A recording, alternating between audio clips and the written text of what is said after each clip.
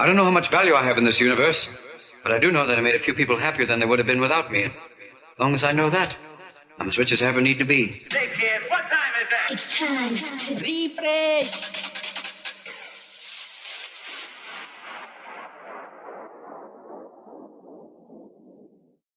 The other night, New Year's Eve gone, I was just like, fuck. Like, I didn't even realise. Next minute, I got my hands in the air, spin it around. That's how it should be, Brad. That's how it should be all the time, mate. You know, someone once called me, said I look like a demented parrot. I love that.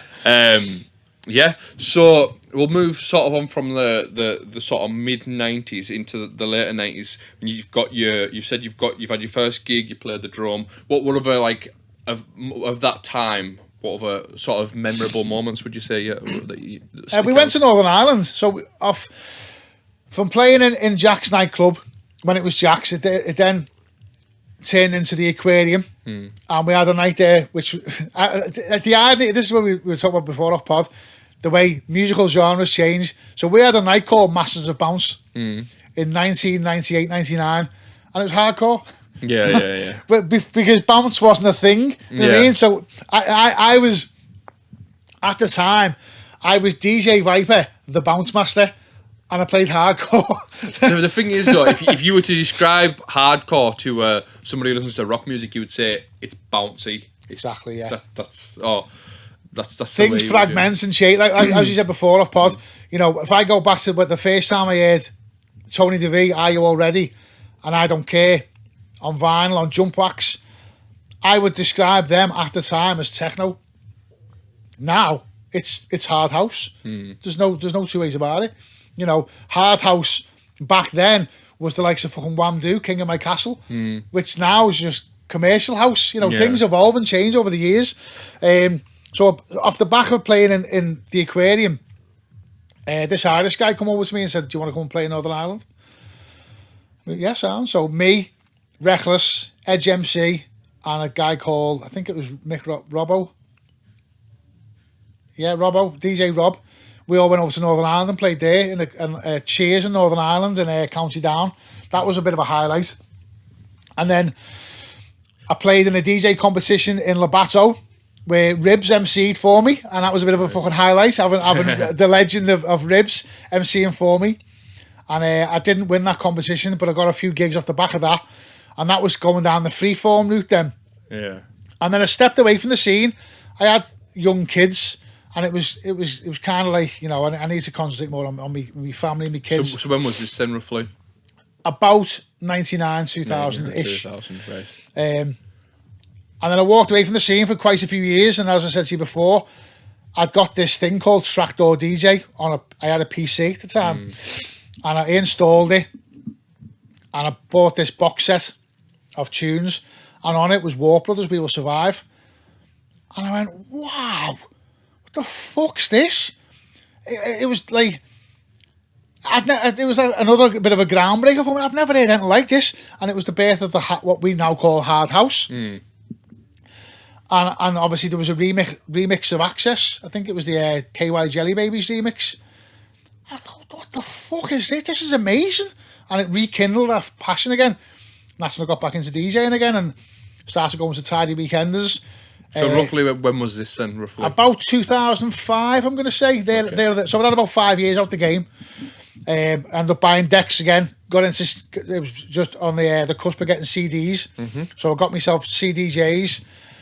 And I started getting gigs all around Liverpool and stuff. And I started my own night. We had a night called Hard Headed.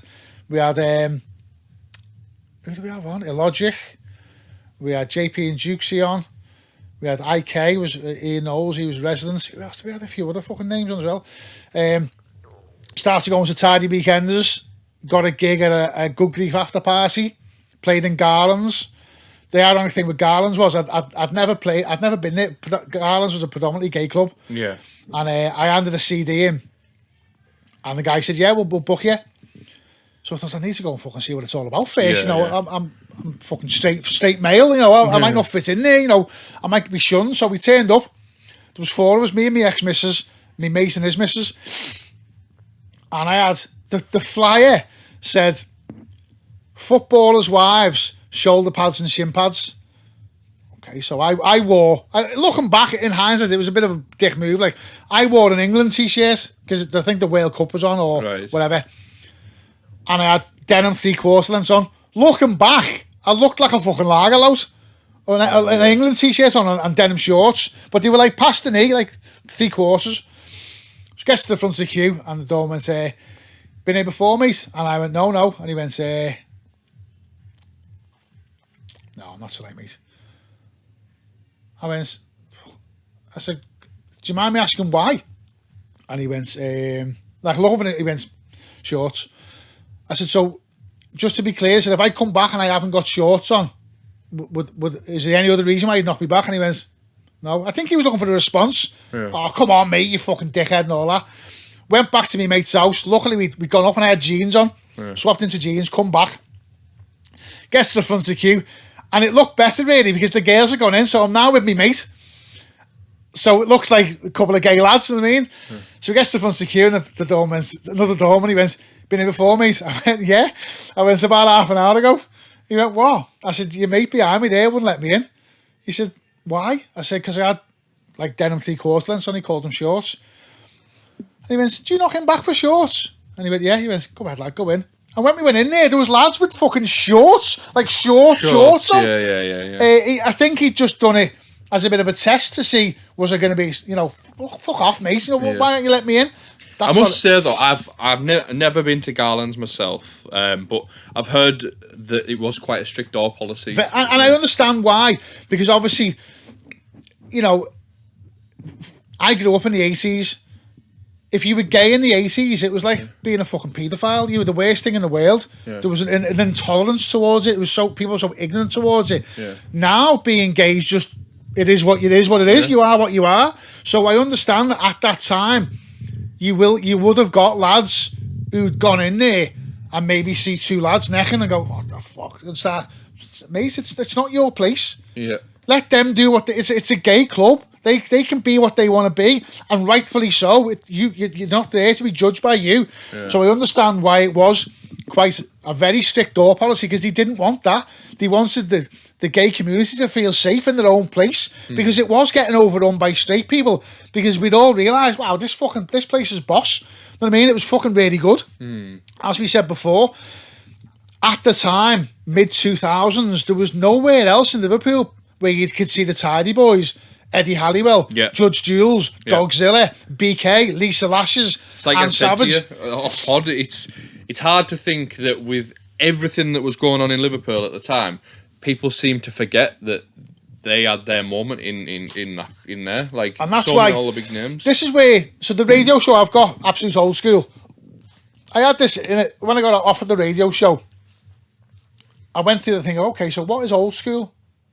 Is old school just the 90s, or is old school anything over 10 years ago? Because I think it was Rob who said to you, to younger kids, Avicii levels is old school, and that makes your fucking brain go bang. How old am I? Yeah. But the reality is, anything. This is how I see it. Anything over 10 years old is old school. For me, that's fair game. So my old school show, I've broke it down into 4 segments. So the first half an hour used to just be early 90s. Now I'm broadening the spectrum a little bit. Now it's just early years. So it could be 90s or late 80s. And then the second section is trans flashback, which can be anything over 10 years old. And then I have a spotlight section, which can be on an artist or a venue or a record label or a genre. And the last half an hour is go hard or go home, which, self-explanatory. But it opens up the boundaries then of playing the likes of the stuff that was getting played in Garland's, because no one's casing for that. Old school in Liverpool is Castles in the Sky and Shaky Shimmy. And fair play to everyone who's playing all that. It's insanely popular. But people want to hear stuff they haven't heard since then. And that's the feedback I'm getting from my show. I get messages every single week, and it fucking melts my heart. I love it. I love nothing more than waking up on a Friday morning, open up my Insta or my Telegram and seeing a message. I had a lad who didn't even have Instagram, signed up to Instagram just to comment on my show. Because he'd heard a segment on the show and it took him back to whatever it was, whatever segment, it might have been the Garlands or Good Grief or Drone, whatever. That means more to me than anything. Yeah. You know, as a DJ, you want to share your music with people. It's basically, listen to this. I like this. You should like it too. And that's all being a DJ is. So to get that feedback from people that you don't know, I had people sending me fucking. I've got stuff in the Man Studios that people have sent me for Christmas. People have sent me gifts and cards. Yeah. Fucking hell. These people who I've never met. But again, not in a Jimmy Savile way. I've touched them in a certain way. not where's the bad man touch you. And I love it. I love getting that feedback. No, it is. It's really good. I think that if you can curate a selection of tunes that touches people, I think it just goes to show that, like, what style of DJ you are. Do you know? Does that make sense? Yeah. So my ethos is always, I mean, I'm 37 or 38 weeks in. Bear in mind, old schools, you know, it's a finite pool of music. I'm still playing stuff I've never played before. Still. Obviously, there's certain recurring tunes. You know, every couple of weeks you're gonna throw a Terrorize Such a Feeling in there because it's a belter. There's certain tunes that reoccur every couple of weeks, but I'm still playing stuff I've never played before, and I think that's what I said to me missus. To 10% of the population who listen to In Demand, my show is the best thing in the world. The other 90% can take it or leave it. Because it is what it is. But to that 10%, it's the best thing since sliced bread. And that's all I'm asked about, mate. You know, I'd rather have a small... Part of me figures are quite good. Well, they moved me from one time slot to another. So it must be doing okay. The feedback... I know one day I'm going to get a bad feedback and it'll fucking hurt because I'm not used to it. Same with the podcast. Do you know what I've found? You can get 100 amazing comments. Doesn't matter. It's just get one that bad one, right? And it'll sit the and fly in the ointments, away. Yeah, I'm not bothered. Yeah. what the fuck's his problem? Yeah. Nah. I just wanted to ask you as well, with the radio show, right? And you say, like, it's old school, and you've went into detail there about what you class as old school and stuff like that. So in my area, when we've got old school, like, either say like piano house, Italian, that type of stuff on, I always find that with the DJs that, like, there's only a select pool of tunes you can play. Do you know what I mean? So yeah. So say with Italian, there's 1,000 tunes. It's like it's not often that your, like, ears prick up when you're at an old school night because it's just recycled tunes. But when you hear a tune that you haven't heard since you originally heard it the first time around, I think that's a special moment. Yeah. But so with your show, you said you're 37, 38 weeks in. Have you not come across that point where you're like, fucking hell, I'm gonna have to go back to the beginning again at this point, rewind the tape and do it again? So that's where the classics come in then. So like I say, there might be a tune. Let me think of an example. Access, DJ Meesh and DJ Tim. I've probably played Access a dozen times in 37 weeks. Because it's a classic. It's a hard classic, but it's a classic. And there will be tunes which every couple of weeks will turn up again because you've got to keep it familiar. Yeah. You can't just... It's like these bands who come out of retirement and they go on tour and they play the new album. No one wants to hear it, mate. People want to hear the classics. Mix it up by all means. But if you go and see AC/DC and they don't play Hell's Bells or Highway to Hell or Let There Be Rock or Whole Lotta Rosie, boo! I don't want to hear your latest album. Throw them in there by all means, but I want to hear the classics. And it's getting the balance with my show of you've still got to keep it. I don't like cheesy stuff. I don't like happy hardcore, but I know the audience does. So every now and again, I've got to throw a bit of cheese. I've got to throw a little bit in there to appease the masses, but I can do it in my way. So I can play a harder cheesy, or I can. I pride myself on having quite a deep box of tunes. So I'll play I might have played 4 or 5 different remixes of Artemisia Bits and Pieces over the years. Oh yeah. Over the months on the show. The Tidy Boys remix, the UK Gold remix, the normal remix, the fucking OD4, and that keeps it fresh as well because it's a classic. People recognise it, but they might not have heard that remix of it. Yeah, so yeah, sometimes makes sense. I'll have a spotlight on just remixes where I go, I'm going to play you some tunes now you'll recognise, but you won't have heard this remix before because it's some obscure B-side from fucking 15 years ago, which probably never even got released. And that keeps it fresh. I like tune digging. Like I'm always on Discogs where you're like, I want to find the version that nobody quite knows about. Pull it out. So my show's a 2-hour show. By rights, it's pre-recorded. By rights, it should take me 2 hours to put it together. Probably takes me about 10 because of that. Because I go, okay, well, I've got to open with something that's going to grab their attention. Yeah.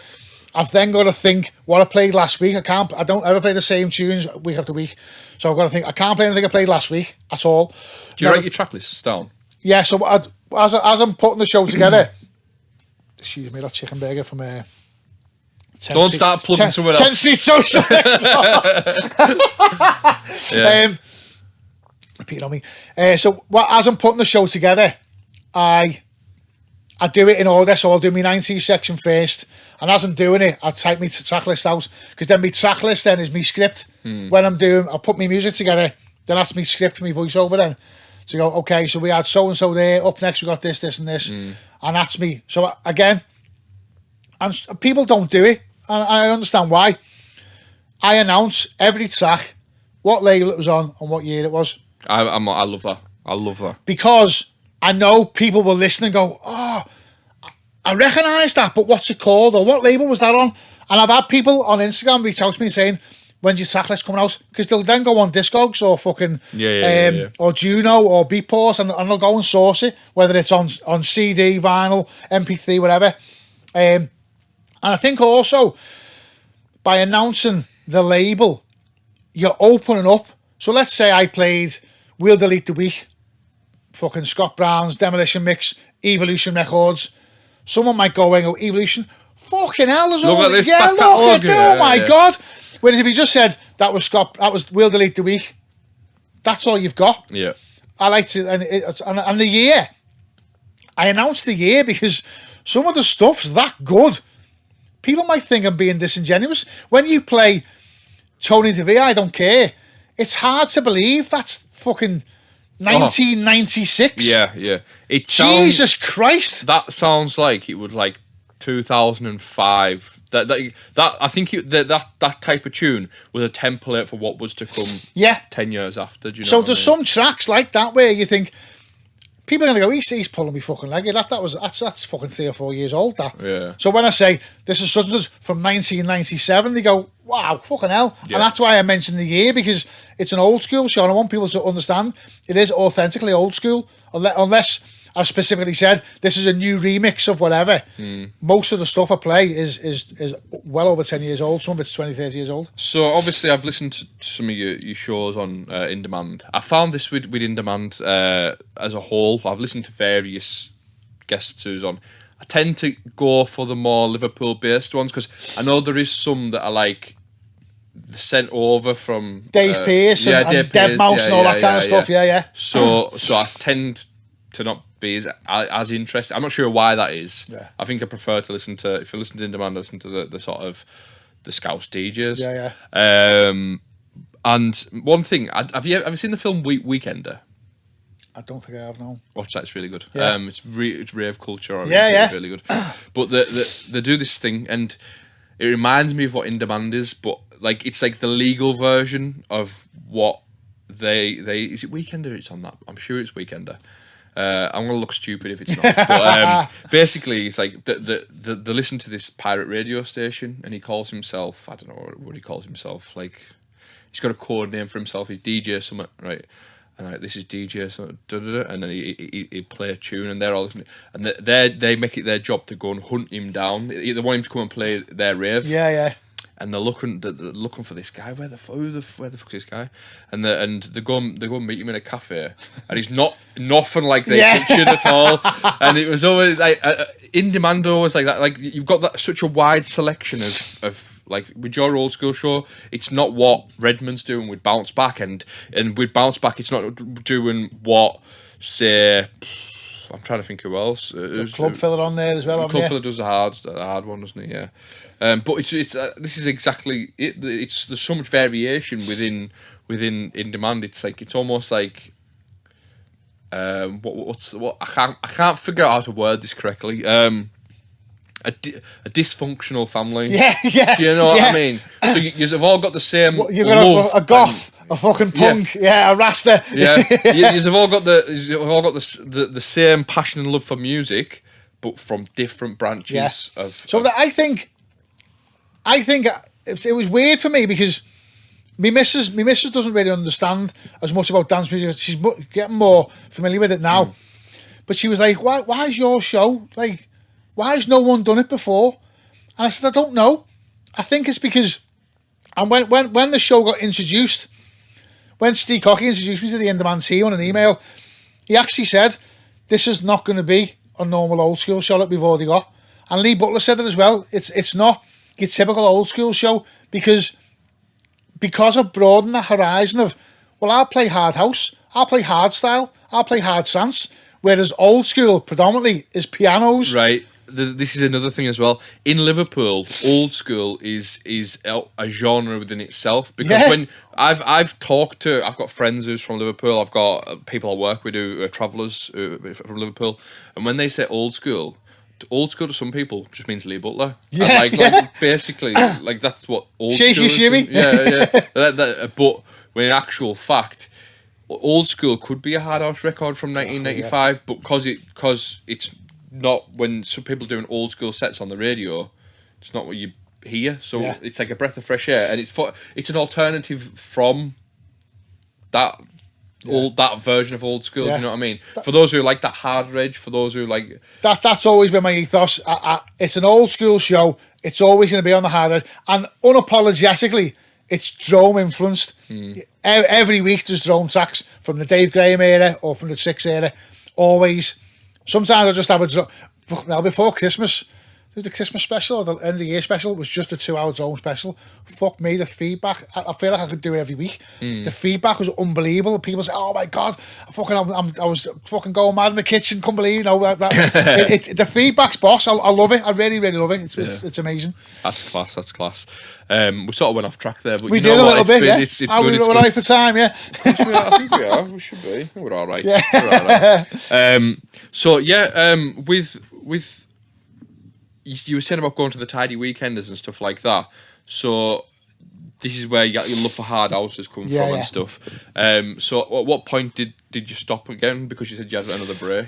So it got to the point where I was when I first started DJing, I had quite a bit of success. Played the Drome, played Reality in Stoke, and then when I went away and come back, I seemed to have a different level of success. So I got to play Garland's twice. I played a Good Grief After Party. I actually played in the Tidy shop. You know, in the Tidy Weekend, they have a shop. Yeah. And you could have a little bit of an open like an mic. annex type thing in it. Yeah. And I had a play in the shop as well, so that was a bit of a claim to fame. And then I was getting gigs here, there, and everywhere. You know, I was getting climbing the ranks. So, like example, there was a night in Preston. It was Marky G, and then me. I was like the co-headline, if you like. I was getting to the level where I was getting recognised and stuff. And we went. They had a competition in Derby. I think it was called Time in Derby, and it was the same kind of format. Come down, whoever plays the best gets a paid gig out of it. So, and there wasn't much money in DJing back then. I was earning fucking next to nothing really, because I wasn't doing it for the money. Yeah. Maybe that was to my detriment really. I was doing it because I enjoyed it and the passion was there. So we goes down to Derby with a minibus, and I played. And truth be told, I fucking smashed its head in. I knew I'd hit that sweet spot. I knew that was like a performance I would have liked to have seen on video. That it was really, really good. I knew it smashed it. The guy who was doing the lights was fucking jumping all over me. Fucking hell, I've never seen that light. He fucking smashed it. Unbelievable.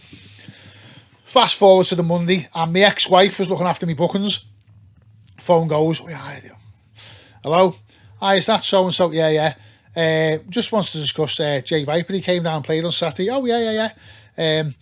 So what we were wondering is if he could come down on such and such a date and play again for us. There'll be no money involved. And she went, well, I thought the whole deal was whoever played best on the night got the gig.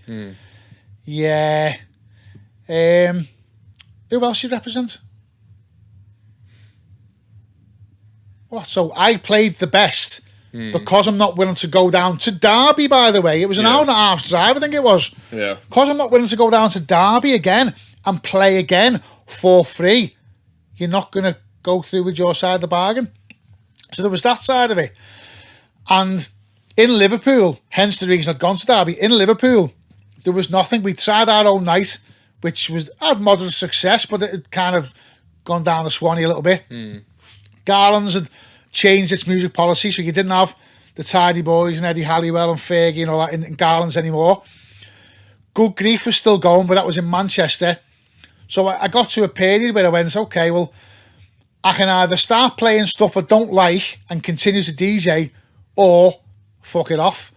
And anyone who knows me as a DJ, the passion of when I'm playing on stage, it's not a fabricated thing. It's not a performance. I love it. I love music. I've got a fucking tattoo on my head, for fuck's sake.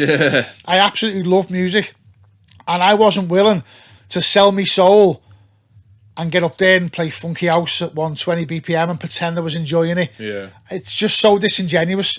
So I walked away from the scene, and as far as I was concerned, at that point, I think about 2008, that was me done. I was out the scene forever. Right, so all these years go by and you're not dipping your toe in at all? No, I bought decks. I probably bought every fucking set of decks imaginable, but I never did it with it. In that time, I got married, divorced, met me missus who I'm with now. We had kids, and I'd bought decks on and off. And it was a bit of a turning point for me. Was I bought a Pioneer? I'd bought Newmark Mixed Track 2 Pros, and I had CDJ 400s, and I had a fucking NX7 Newmark thing. I never did it with them. Just the passion wasn't there. I think I always had work and kids and stuff. And I had a Pioneer RX2, you know, the all-in-one unit. I think that's all the one I've got. XDJ RX2. XDJ yeah, RX2. Yeah, I've got that, yeah. So I bought the RX2. I had it in a flight case. It was behind the couch. I think I had it out twice. Never got a chance to play in it. Sold it. Sold it on the Wednesday. The Monday, the whole country went into lockdown. And I went, bastard, I can't go to work now. Yeah. And I've just sold the decent set of decks I had. So I bought a Pioneer DDJ 400. My missus was like, Jay, you've just fucking sold decks. Why are you buying more decks? And I bought this little, it's only like a fucking selection box in it. I don't know that It's one. about that big. The DJJ 400, you get it in Argos. It's about 250 quid. Right. Record box, consoler. And for the first time in my life, genuinely, I'd recorded 2 mixes in the space of a couple of weeks. It's like, fucking hell, am I getting back into this here? So then I thought, well, I need to get something better now. So I bought a fucking an XDJ 1000, which is a bit bigger. I think it's about 800 quid or something like that. Yeah. And I started having a little dabble then. And then off the back of that, I bumped into my mate, John Edge MC, and he was involved with Back to the Dock, and he said, why don't you come and play at Back to the Dock with us? And I went, I don't know, I'm not really, you know, I don't think I want to do it anymore. I'm just having a bit of fun at home. Went home, and at this point, I've been with my missus for about 8 years. She'd never seen me DJ. My kids hadn't seen me DJ. And I said, I just bumped into John there. He's asked me to play Back to the Dock. She went, when are you playing? I said, no. She went, why? And I went, I don't know. She went, just fucking do it. Yeah. Do it. And if you don't like it, at least you know, at least you've had a go. You might fucking love it again. And then obviously off the back of that, I played Back to the Dock. And it was a massive success and a bit of a wake-up call for me. Wow, I love doing this. And I'm still pretty good at it. Yeah. You know. And then off the back of that, segueing a little bit now. So I wanted to come up with a brand that signified club land, you know, club genre. So in the I'm a big fan of mixed martial arts. So Tap Out in the late 90s, when you seen a Tap Out brand t-shirt, you knew that person was into mixed martial arts. I wanted something like that for clubbing. So I came up with this name, Couture 303. Obviously, the 303 is the Roland TB 303. That's what synonymous. The backbone of everyone's dance music is the 303. Couture made it sound a little bit more classy. It'll come up with a little logo, and that was it. So where does the couture come from? Well, Couture's like Juicy Couture and you know, Armani Couture. It's like so my ethos was I wanted something that summed up Clubland but not smiley faces. Yeah, I wanted it to be a nice t-shirt where people could wear it in the house there. Yeah. At a meal with the mum and dad in the pictures or at a rave. But if you were on holiday and seen someone over the pool and went, he's one of them. Yeah. It's almost like a cult. It's a bit like, just give each other the nod. Yeah, exactly. So I come with this brand and a logo, and I thought, okay, so I'll use the Tap Out methodology now. I'll reach out to DJs and say, if I send you a t-shirt, would you wear it? The first person I asked was a friend of mine, Silly G. He got a cap off me, and then I sent a cap to Steve McGee, and then I asked DJ Demand, and he said yeah. So I sent him a t-shirt, and I asked Stu Allen, and he said yeah. So I sent him a t-shirt, and I asked Tatey from Awesome 3, and she said yeah. So I sent her a t-shirt and a cap, and then I asked fucking Sharky, and he said yeah. So I remember walking in to Back to the Dock. I think it was Back to the Dock 5th anniversary party, and I walked in, and there behind the decks was Tatey with a t-shirt and a cap on with my logos on. I was like, wow, she's DJing. Stood behind her is Stu Allen and his manager with my fucking t-shirts on. I walk in the hardcore room and there's Demand playing with my fucking t-shirts on. And it was like, oh my God, this has gone bizarre. So at that time, a woman reached out to me and said, you know, you're doing well with the t-shirts and all that. And I'd started selling them at this point, and I was doing it all myself. So I was coming home from work after a 10-hour shift, cutting all the vinyl, pressing it, bagging it, packing it up. It was taking a lot of my time, but I was building this brand. And when you got the likes of Sharky and Stu Allen wearing and Vibes, fucking Vibes and Lively, you know, I was sending them t-shirts and hoodies and they were wearing them. They played at Rejuve, Vibes and Lively. It was the first gig together for like 4 or 5 years, and there's a picture of them like that, and they both got my t-shirts on. Class. Fucking unbelievable. So at this time, this woman reached out to me and said, who's supporting you? And I said, well, Stu Allen, Demand. She said, no, like financially. I said, well, no one. This woman takes me under the wing. You know, I can get you all this kind of funding. I can do this, I can do that. Okay, yeah, sounds good. Asking loads of questions.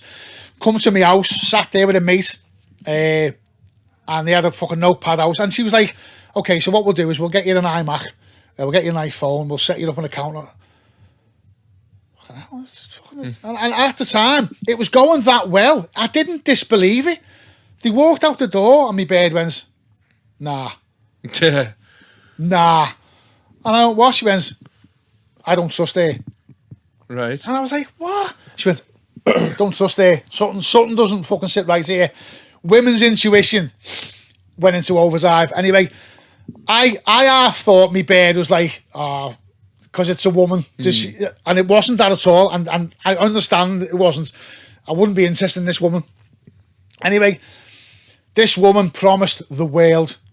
We're going to set you up in business. We're going to get you a little fucking unit. We're going to get all the stuff you need. Because obviously at the time I was doing it with a little homemade cutter and a little fucking heat press. We'll set you up a little unit, get all the stuff, anything you need, get a cost for it. We'll get you the funding for it and we'll set you up. It did seem too good to be true, but she was so genuine and so passionate about it. I just thought, okay, maybe this is the way this is going now. And she was like, I'm going to speak to Sharky. I'm going to speak to Sharky and I'm going to ask him, can he voice mentor you? So you can, because I'd just done my second podcast and I was going down the avenue with that then. We're going to get Sharky to do some voice mentor coaching for you so you can explore and maybe start doing, you know, whatever. And I was like, okay, yeah, you know, big me up, you know. And she was... Anyway, it turns out, me bird, I said this before, Jenny, you were spot on. Absolutely bang on the money. This woman was full of shit. Right. And it came about, quite ironically, she'd said to me that she was Stu Allen's goddaughter. Right. Unbeknownst to her, I'm speaking to Alison Allen, his wife at the time. And I said, oh, we've got a mutual friend here. Da-da-da-da. Never heard of her. I said, are you sure? I said, she said she's Stu Allen's goddaughter. Just asked him. He said he's never heard of her. So I approached this woman. I said, blah, blah, oh, yeah. Oh, you know, so, okay. So, yeah. And I said, listen. And at the time, me and my missus were arguing obviously over it. Because I thought this woman's trying to elevate me and big me up and, you know, get the potential out of what I felt like. Because it was going really well anyway. I thought this is the natural. All I wanted was a sponsor or someone to help me bring, because I couldn't physically keep up with the demand of the t-shirts. Yeah. Because I was doing them all myself, designing, printing, cutting, posting a lot. So I ended up saying to this woman, listen, let's just fucking call it a day. I'm not interested. You know, you're a liar. I know you're a liar. And there was a few other little bits and bobs that went in the background, which obviously didn't ring true. And she was talking to people behind me back about me, but like, not in a bad way. But like, if it was me and you now, she'd phone you after and say, so, you know, what are you getting involved for? I mean, long story short, fucked her off. And she went from promising the world to threatening the world. We'd set up the company. Couture 303 Limited was an actual registered company. It was in my name, her name, and this other girl's name. First thing I did was dissolve the company and fuck everything off. There was no money involved in it. Any money that had been made was from what I'd done. She'd put no money into it whatsoever. Get a fucking big email, and it was all like jargon. I hereby fucking forthwith and all this. And it was like she'd just copy and paste it from a website. But it didn't make sense. What she was basically saying was, you need to get me back on the business. There is no fucking business. So I ignored it. And then, I've never spoken this publicly, by the way. This is a little bit exclusive. A little bit of exclusive. I'm intrigued. So I just ignored it. And it went on. I blocked her on WhatsApp, I ended up leaving Facebook. I ended up fucking the t-shirts off altogether because I didn't want to be involved in it anymore. It had left a bad taste in my mouth and my missus. And then I got another email. Listen, I understand you're upset. So what I propose we do is we have an AGM, I have a meeting, and there's... What part of fuck off do you not understand? I told you categorically, no, that's it, it's forgot. And now, after me... So you're saying I've called you a liar, and now you're still saying you want to be in business with me? It was like, wow. It's not adding up at all. Yeah, you're making it worse for yourself. You look even more bang on than you did. And then the next email was an extension of that. Okay, next time you're here for me, it will be from me solicitors, blah, blah, blah. What, so you go to a solicitor and say, I wanted to open a case with this Jay Viper. Why? What's he done? Well, he started the business. He copyrighted this logo and he made some t-shirts. Okay, so what did you do? Well, I helped him start the branding company's house. Okay, did you put any money into it? No. Did they make any money? No. Yeah. Is there any equipment in the business? No. What do you want us to do? All you've got is a logo, which he designed and is copyrighted to his name. That's it. I did all the legwork. All you did was promise. So that was it. So I got another email saying, if you don't do this, and this, you'll hear from our legal team. Ignore. 18 months down the line, what do you know? Nothing. However, recently found out she's slagging me off on Facebook. But by all accounts, she's a bit of a fucking... She's one of these who comes on Facebook at 2:30 in the morning and starts fucking shouting at the buses and all that. And I think it was a friend of mine reached out to me because he'd booked me for a gig. And she said, you can't put that on my page. And he said, why? And she said, because Jay Viper's on it. Me mate, again, I don't want to say nothing about his name, but he just basically went, no one fucking tells me what to do on my night. So he just said, listen, I've booked him, that's that. If you don't like it, fuck off. I mean, but she started, I think she branded me a liar and a thief on Facebook. Lovely. And I've just ignored it because I've got nothing to say because there's nothing to say. Yeah. And I went through the whole emotion of, do I respond? But she probably just wants a response. my theory is anyone who's naive enough to believe what she's saying about me, I probably don't want to do business with anyway. If you want to find out the full story and come and speak to me, by all means do so. Or watch this podcast. Yeah. I've got nothing to hide. And if you want to get the fucking legal team involved on a business venture that there was no revenue and any work done was done by me anyway, fill your fucking boots, you know what I mean? Absolute Excellent. madness. What I'm going to say is, I'm just going to tidy it up, mate. Okay. You alright to come back for part 2? Yeah, I'll do a part 2, yeah, fuck It's it. been great, hasn't it? Yeah, that's been fun, mate. Thank you Nice very one, much. nice one. Thanks for having me. If you've enjoyed this, I highly recommend that you go and check out his in-demand. You can replay mixes, can't you? For the last 4 weeks, and you can go on my SoundCloud as well. So on my SoundCloud, I've got older mixes, but on In Demand, the app or the website indemand.co.uk. The app's free on Apple or Android. You can listen to any DJs that have been on In Demand for the last 4 weeks. So the store's up to 28 days. Obviously, mine's a weekly show. So in 28 days, there's 4 of mine stored up. Yeah. So there you go. And where can people find you? Only on Instagram at the moment, obviously, as I've just discussed here. I'm not on Facebook for obvious reasons. Instagram at JViperDJ, or if you want to message me directly, Telegram at JViperDJ. That's how you can find me. I'm on YouTube as well. And what gigs have you got coming up? I've got a private in about 2 weeks. I'm doing two hours at an engagement party. It was a guy who listens to the radio show, and him and his missus got engaged, and they asked me to play. So honoured to play that. That's a private gig, but I've got Back to the Dock on, I think it's the 17th. I think it's the 17th of February, but you can check it out at Back to the Dock on Instagram, or just follow me on Instagram and the information's there. I'm playing at 24 Kitchen Street, Back to the Dock. I'm playing at WAV for Music Medicine in April, and I'm playing at Alex MC Energy's 30 Years in the Game in Stoke in June. Not quite sure. I think it's June the 1st. That's the only one I've got nailed on at the moment. Excellent, fantastic, mate. It's been an absolute pleasure. Thank you very much for having me, Brad. If you've enjoyed this, then you can watch more of our episodes on YouTube. Or you can listen on Spotify. It's time to refresh. And if you've really enjoyed it and want to join the family, you can join it on Patreon. Patreon.com/It's Time to Refresh. You get bonus episodes, you get early access, etc.